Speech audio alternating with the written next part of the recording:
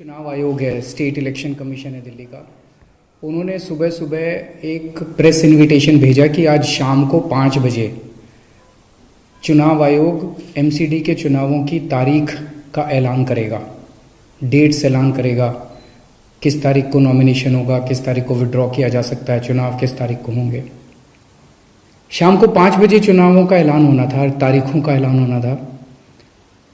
4 बजे, उसके 1 घंटा पहले, केंद्र सरकार ने चुनाव आयोग को चिट्ठी लिखी कि हम दिल्ली के तीनों नगर निगमों को एक साथ एक नगर निगम बनाने जा रहे हैं, इसलिए आप ये चुनाव टाल दीजिए। 5 बजे चुनाव आयोग ने चुनावों केंद्र सरकार के कहे के मुताबिक चुनाव टालने का ऐलान कर दिया। शायद भारत के इतिहास में पिछले 75 साल में आज़ादी के बाद से पहली बार ऐसा हुआ होगा कि केंद्र सरकार ने सीधे किसी राज्य के चुनाव आयोग को चिट्ठी लिख के चुनाव टालने के लिए कहा है।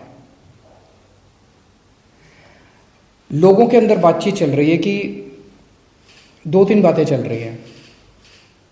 7 साल से 8 साल से केंद्र में भारतीय जनता पार्टी की सरकार है। 8 साल, अगर इनको तीनों एमसीडीज को एक साथ करना था, इकट्ठा करना था, 8 साल में इन्होंने क्यों नहीं किया? चुनाव की तारीखें ऐलान करने के 1 घंटा पहले इनको अचानक याद आई कि अब हमें तीनों एमसीडी को इकट्ठा करना है, इसलिए चुनाव टाल दिए जाएं। तो लोग कह रहे हैं कि एमसीडी को इकट्ठा करना, एक करना तो बहाना है, मकसद चुनाव टालने का था। क्योंकि बीजेपी को लग रहा था कि दिल्ली में अगर चुनाव होंगे तो आम आदमी पार्टी की ज़बरदस्त लहर है, बीजेपी उस लहर में बह जाएगी और बीजेपी हार जाएगी, इसलिए चुनाव टालने के मंशा से ये किया गया। दूसरा, ये भी लोग कह रहे हैं कि चुनावों का तीनों नगर निगम एक साथ करने से क्या लेना देना है। आज 3 नगर निगम हैं दिल्ली में, 272 वार्ड हैं, कुछ इसमें कुछ इसमें कुछ इसमें। तो तीनों नगर निगम के काउंसलर अपने अलग अलग नगर निगम में बैठते हैं। चुनाव हो जाने दीजिए, अगर तीनों को इकट्ठा भी कर दोगे आप तो वो एक जगह बैठने लग जाएंगे। दोबारा चुनाव कराने की क्या जरूरत है? अभी चुनाव रोकने की क्या जरूरत है? चुनाव टालने की क्या जरूरत है? चुनाव करवाओ, नए काउंसलर आएंगे और नए काउंसलर जो भी आएंगे वो जब तक तीनों नगर निगम है तीनों में बैठ जाएंगे, एक नगर निगम होगा वो एक साथ आके बैठ जाएंगे। तो चुनाव टालने की तो जरूरत ही नहीं थी। लेकिन मकसद तीनों नगर निगम एक साथ करने का नहीं था। अगर करना होता तो 7 साल में कर लेते ये लोग। मकसद था चुनाव टालने का। ये देश के लिए अच्छा नहीं है, दोनों चीज़ें अच्छी नहीं हैं।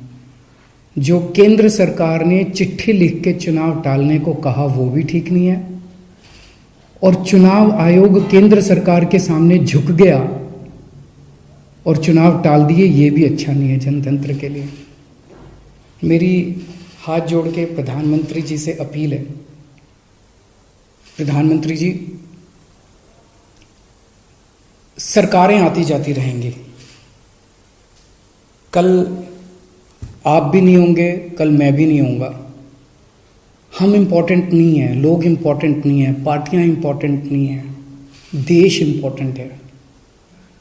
अगर हम चुनाव आयोग को दबाव डाल के चुनाव कैंसिल कराते हैं, इससे चुनाव आयोग कमज़ोर होता है, और चुनाव आयोग कमज़ोर होता है, चुनाव कैंसिल होते हैं तो देश कमज़ोर होता है। हम सबको मिलकर देश की रक्षा करनी है। किसी भी हालत में हमें इंस्टीट्यूशंस को कमज़ोर नहीं होने देना। मेरी आपसे हाथ जोड़ के विनती है, चुनाव कैंसिल मत कराइए। अगर चुनाव कैंसिल होते हैं, ये जनतंत्र के लिए बहुत बड़ा खतरा है। आज ये कहा जा रहा है कि हम तीनों एमसीडी एक करना चाहते हैं, इसीलिए चुनाव टाल दीजिए। कल को मान लो लोकसभा का चुनाव है, उसके पहले अगर कहा जाएगा कि ये पार्लियामेंट्री सिस्टम अच्छा नहीं है, हम प्रेसिडेंशियल सिस्टम लाना चाहते हैं, संविधान में बदलाव करना चाहते हैं, इसलिए चुनाव टाल दीजिए, तो क्या चुनाव टाले जाएंगे? मान लो कल को कोई स्टेट असेंबली का चुनाव है, ये कहा जाएगा कि हम 2 राज्यों को इकट्ठा करना चाहते हैं, इसीलिए चुनाव टाल दीजिए, तो क्या चुनाव टाल दिए जाएंगे? क्या जनतंत्र के अंदर चुनाव ऐसे टाले जा सकते हैं? ये बहुत बड़ा प्रश्न है। मैं प्रधानमंत्री जी से यही निवेदन करना चाहूँगा, कल केजरीवाल भी नहीं रहेगा, कल मोदी जी भी नहीं रहेंगे, ये देश रहेगा। इस देश को अपने को कमज़ोर नहीं करना।